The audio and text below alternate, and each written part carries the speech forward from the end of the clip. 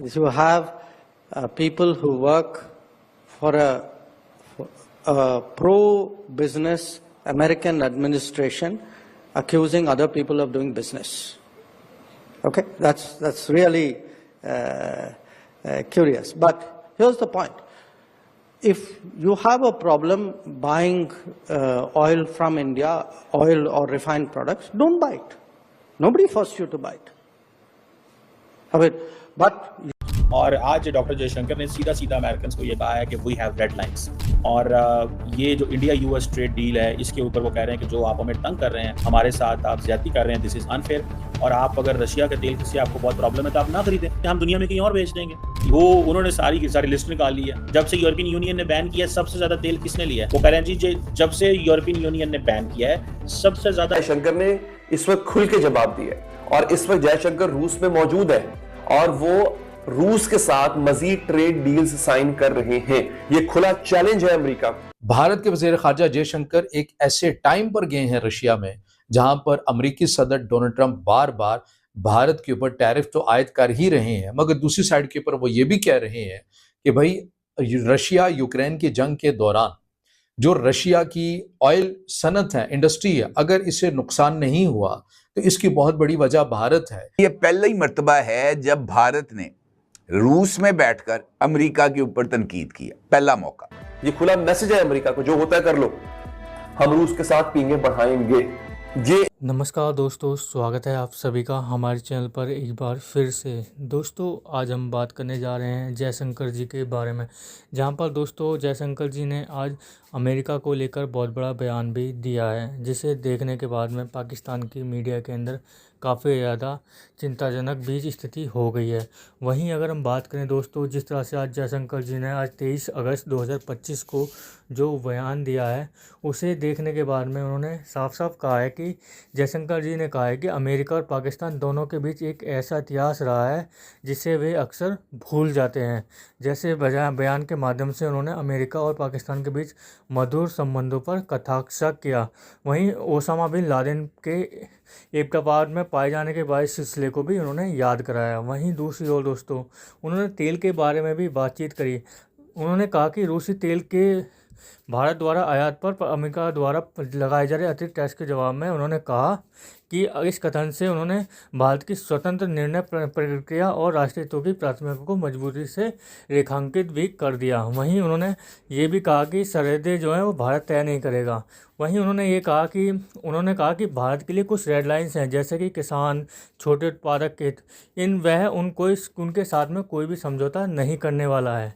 यह संदेश उन्होंने स्पष्ट कर दिया कि भारत अपनी संपूर्णता और हितों को सुनिश्चित करने के हेतु मजबूती से आगे खड़ा रहेगा।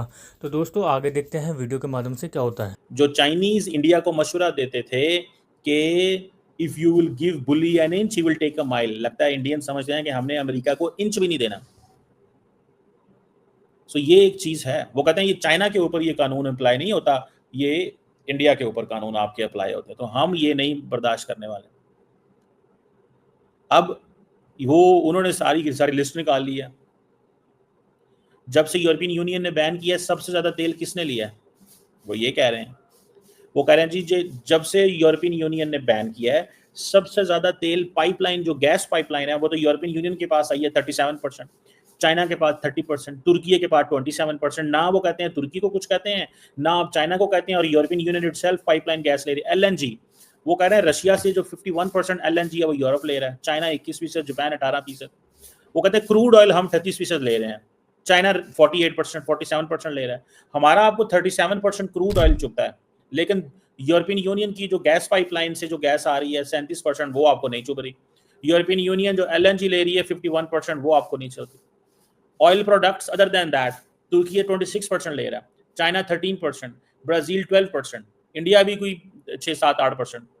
तो वो कहते हैं हमें क्यों कर रहे हैं? कोल इंडिया 19% ले रहा है, चाइना 44% ले रहा है उधर से।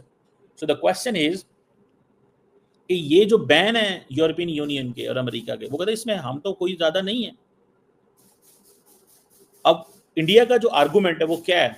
इंडिया का argument is on this thing कि we are basically giving stability to the international market domestically in India and to the world और साथ में इंडिया ने ये भी कहा है कि हम अब 30-40 मुल्कों से तेल खरीदते हैं, 30-40 मुल्कों से तेल खरीदते हैं। और ये वो चीज़ वो कह रहे हैं कि ये आप जो है ऑयल जो है इसको मार्केट जो है वो स्टेबलाइज करती है। सो इस चीज़ को देखते हुए I think this is a clear message to the United States. और उन्होंने ये भी बताया कि इस वक्त US India trade deal discussions हो रही हैं और ये चीज़ें वो कह रहे हैं चलेंगी, क्योंकि अब देखिए इंडिया बड़ी मार्केट है। ये नरेंद्र मोदी के लिए बहुत बड़ा मसला है। अगर नरेंद्र मोदी इस चीज़ को अंडर एस्टिमेट करते हैं, तो कैसे देखते हैं आप इसको? वो कहते हैं हम इसको अंडर एस्टिमेट नहीं करने देंगे, हम खड़े हैं। ये सिग्नल दिया है इंडिया ने। तो जो थोड़े दिन पहले वो कह रहे थे अमेरिकन, उसको कैसे देखते हैं?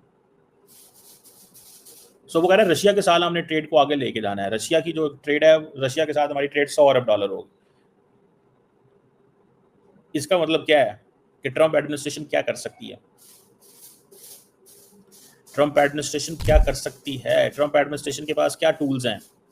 मुझे नहीं लगता कि Trump administration on this idea कि भाई साहब हम तो इतना कुछ कर रहे हैं, इतना कुछ दे रहे हैं, इसके बावजूद इंडिया टस से मस नहीं हो रहा। मैंने आपको पहले भी गोश्तगुजार किया था मेरी एक हम्बल ओपिनियन के अंदर, दी एंटायर इंडिया। तो दोस्तों आपने देखा जैसे कि पाकिस्तानी मीडिया के रिएक्शन, उनके रिएक्शन देखने के बाद में दोस्तों आपने देखा होगा किस तरह से जयशंकर जी ने साफ साफ कहा है कि हमारी कोई अमेरिका से कट्टी नहीं हो गई है या फिर हमारी कोई अमेरिका से ऐसा कुछ नहीं हुआ है कि बातचीत ना हो रही हो। इन सब चीज़ों पे बातचीत हो रही है, जो भी व्यापार वगैरह हैं आगे किस तरीके से क्या करा जाना है। हालाँकि दोस्तों उन्होंने साफ साफ तौर पर ये भी कह दिया है कि जिस तरह से उन्होंने कहा कि वो हम अपने किसानों, छोटे व्यापारियों के हितों के साथ में कोई भी समझौता नहीं करेंगे। वहीं उन्होंने ये भी कहा कि ट्रेड वार्ता अभी जारी है, दोस्ती पूरी तरह से समाप्त नहीं हुई है। उन्होंने कहा कि भारत और अमेरिका के बीच व्यापार वार्ता अभी भी जारी है, तो यह मत लें कि दोस्ती टूट गई है। तो जिस बातचीत जारी रहेगी और सीमाओं का ध्यान रखा जा रहा है। तो इन चीज़ों पर अगर अहम बिंदुओं को देखा जाए तो दोस्तों इतिहास को अनदेखा करने की प्रवृत्ति, जैसे कि अमेरिका और पाकिस्तान के संबंधों में सेलेक्टिव अध्यापन पर टिप्पणी, अगर पसंद नहीं है तो मत खरीदें। रूसी तेल पर अमेरिका की आलोचना के जवाब में सशक्त रूप दिखा दिया भारत ने कि अगर आपको पसंद नहीं तो आप क्यों खरीद रहे हैं, पहले आप बंद करिए जब आप दूसरों को ज्ञान दीजिए। वहीं उन्होंने रेड लाइन के बारे में जब बात की, उन्होंने कहा कि किसानों और छोटे व्यापारियों के साथ में तो कोई समझौता होने वाला ही नहीं है। वहीं व्यापार वार्ता जो अभी भी जारी है। उन्होंने जैसा कि कहा कि ऐसा कुछ नहीं कि कोई कट्टी हो गई या फिर कोई दुश्मनी हो गई है, दोस्ती अभी भी जारी है और आने वाले टाइम में इन चीज़ों का हल भी निकाल लिया जाएगा दोनों ही देशों के माध्यम से। तो दोस्तों आने वाले टाइम देखने वाली बात होगी, भारत और अमेरिका के रिश्ते को किस ओर लेके जाएंगे। लेकिन दोस्तों अभी के लिए जयशंकर जी ने बहुत ही अच्छे बयान दिए हैं अमेरिका को लेकर। तो दोस्तों कैसे लगी आज की हमारी वीडियो हमें कमेंट करके जरूर बताएं। हमारे चैनल को लाइक एंड सब्सक्राइब जरूर करें ताकि आपको हमारी वीडियो प्राप्त होती रहे। धन्यवाद।